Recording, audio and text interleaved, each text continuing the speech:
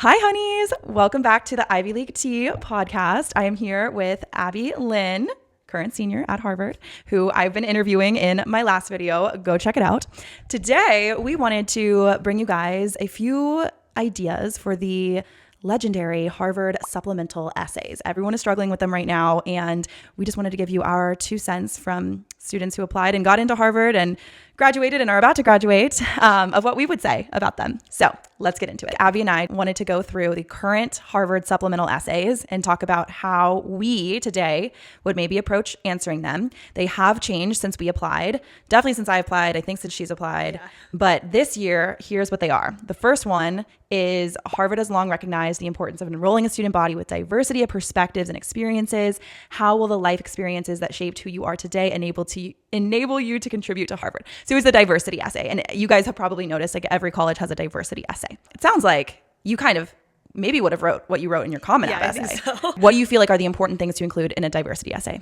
I think just being very honest about where you come from. I think that's a number one thing, because obviously if you're an Asian growing up in like SoCal, for example, your experience is going to be very different than an Asian growing up in Wisconsin, for example. Right. And I think just being like very aware of that and acknowledging that, I think that's the most important thing, because obviously there's always going to be like a diversity of perspective, even if there's not a diversity of race necessarily, or if it's not as salient, there will be diversity in like religious perspectives or just in the way people approach things. And I think, you can, it doesn't always have to be race. I feel like that's the number one thing people will probably think about with diversity. But with the race thing, like I think you should always think about how you're underrepresented, right? So some places, like you're saying in SoCal or whatever, you would not have been underrepresented, but because of where you grew up, you were very underrepresented as an Asian American woman. But there are so many other ways to be underrepresented as well. Yeah. So I think kind of scanning through your life and the different like demographic pools, but also just like interests and experiences that you've had, and finding something that truly is underrepresented in the whole process of college admissions. I've had students who were from a military family and had to move locations every 6 months, or like people who, have ADHD and like are neurodivergent. Like there's a lot of different things other than race that can make you diverse that you can hit on. So that's awesome. Describe a time when you strongly disagreed with someone about an idea or issue. How did you communicate or engage with this person? What did you learn from this experience? The classic disagreement essay, everyone is asking that. I've been, again, helping lots of students, and like every college has that. What do you think you would write about for that? Honestly, I think this one is one that I would have a lot of trouble with, because I don't tend to have a lot of disagreements with people. You're like, I love everyone.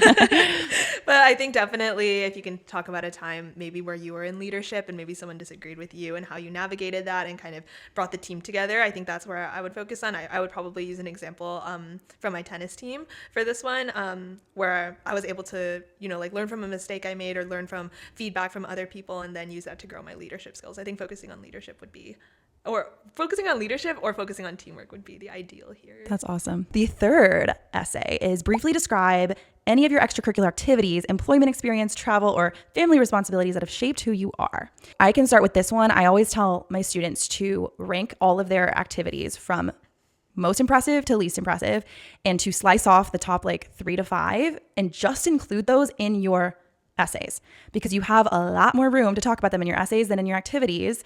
And if you talk about them in your activities and in your essays and in your interview and your teachers write about them in your recommendation, it's like redundant, and they'll think you only ever did that one thing. Like for your bakery thing, I think you did put it in multiple places, but like if they had seen it, on your activities and then in your essays and then you talked about it in your interview and then your teachers wrote about it, I think it might have gotten a little bit overwhelming. So I will say with like something that cool, you could maybe put 1 or 2 things in the activities and in essays, but I try to spread out the love as much as possible. Yeah. What do you think about that?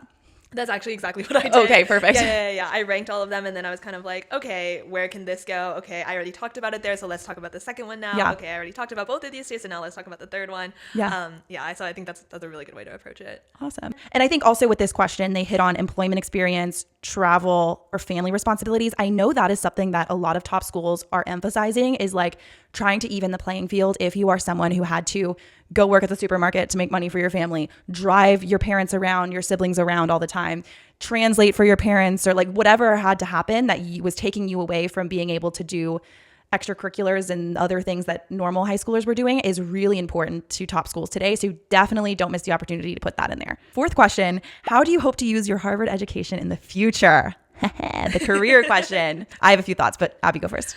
I think obviously you're not going to know. The field I'm going into is one I didn't even know existed when I was applying. What field is that? Consulting. Consulting, ladies and gentlemen. Oh It's my a very gosh. common thing for Yes. Harvard students, but it's very lucrative and impressive. So great job. Oh my gosh. I didn't even know consulting was a thing until my freshman spring. But I think just look at kind of, like what are you passionate about? Think about what kind of narrative you're telling within, like that list of accomplishments. So for me, because I focus so much on like eating disorder research as part of kind of my application, and because that was a really big passion of mine and one I could talk about for a really long time, that's what I would say for this question. Probably if I was to apply again as a senior, I would say something about, wanting to work in that field or wanting to do something, change something in that field. Totally. Yeah. And consistency is key, which is what I think you're trying to say, right? Like showing that you are committed to a small group of passions and like areas of interest is really important. Some people call it a spike.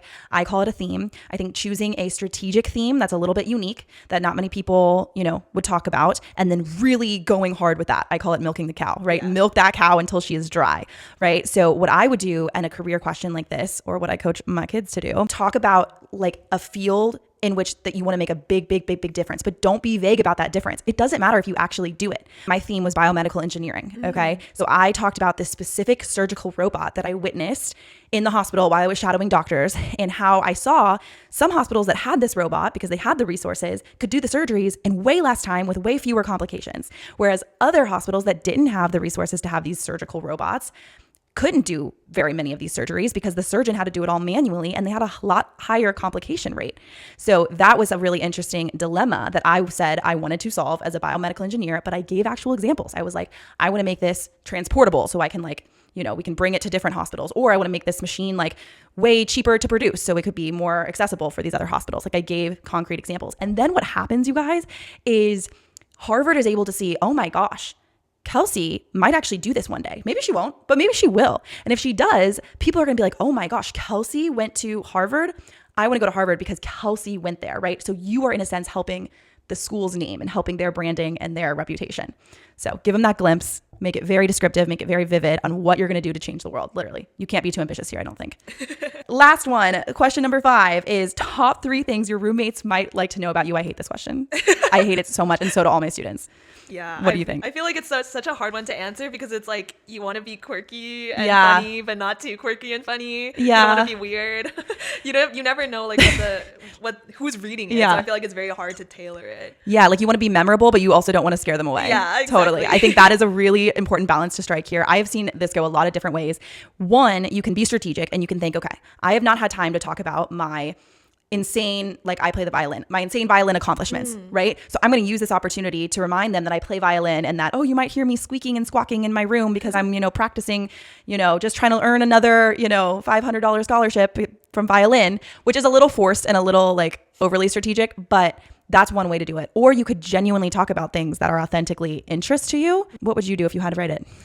I think I would focus a lot more on maybe like soft skills, because I feel like, at least in my application, it was a lot harder to show that side of me, which is why I went so hard with the personal essay. Like focusing a lot on things like discipline, being like, oh, I hope you're an early riser because I love to get up early to go to the gym, things like that. And then also just kind of showing like, oh, I will be a good friend. Like, oh, there will be like baked goods for you every week. And that's a really good point. She wrote an essay about her bakery. Yeah. Right. And a bakery was one of your big things. So by using the bakery thing again in one of these 3, you're reminding the admissions reader about something that was really impressive. And you're also pinning yourself as the blank girl to the admissions team, which I think has a psychological effect where later they'll be like, okay, who out of this group did we like? Oh, what about the bakery girl? Remember the bakery girl? Because you've talked about it multiple times. Again, you don't want to be redundant like we're talking about, but I've seen really successful essays where like someone talks about Alice in Wonderland like 3 different times.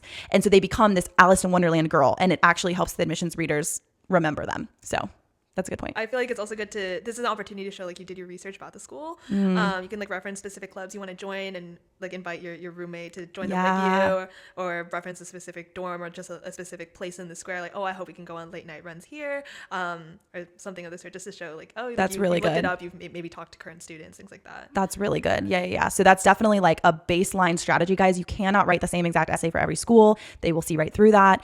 Doing your research is one huge step in the right direction, I actually encourage my students to go further and show not only what school clubs you will join, but how you can actually enhance those school clubs, right? Maybe you could say like, oh, I am going to the Harvard Club volleyball. That's what I was in. Practice. You want to come with? Didn't you play volleyball in high school? I'm trying to increase the attendance to X number of girls so that we can compete in this tournament in the fall, So it's showing that I'm not actually just going to join this, but I'm going to contribute to it in a positive way and make Harvard better because I went there.